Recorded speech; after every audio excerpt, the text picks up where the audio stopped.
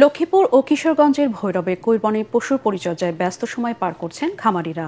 তবে গোখাদ্যের দাম বৃদ্ধি সহ লালন পালনে আনুষঙ্গিক খরচ বেশি হওয়ায় পশুর ন্যায্য মূল্য পাওয়া নিয়ে শঙ্কায় পড়েছেন তারা। এছাড়া সীমান্ত দিয়ে ভারতীয় গরু ঢুকলে ক্ষতিগ্রস্ত হবেন খামারিরা বলেও জানিয়েছেন।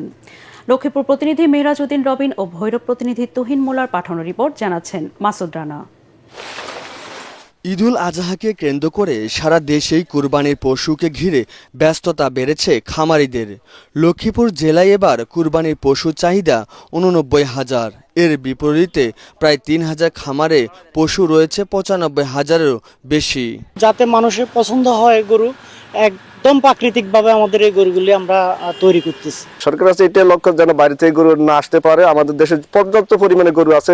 আমাদের এখন খল্লি ভুসির দাম বেড়ে গেছে অনেক, এখন আমাদের খুবই সমস্যা হইতেছে। ভারত থেকে গরু আসা ঠেকাতে কড়া নজরদারি রয়েছে বলে জানিয়েছে জেলা প্রাণী সম্পদ বিভাগ।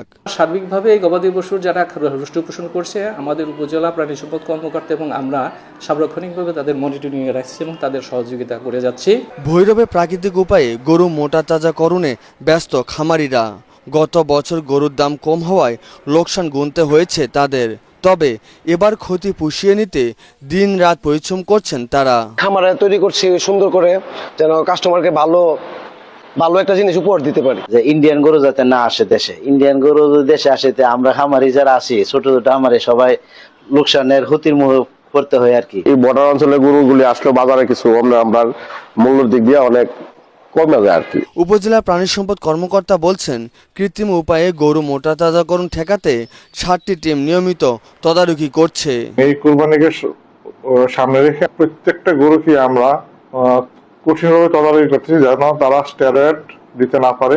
সীমান্ত দিয়ে ভারতীয় গরু প্রবেশ ঠেকাতে নজরদারি বাড়ানোর দাবি খামারিদের।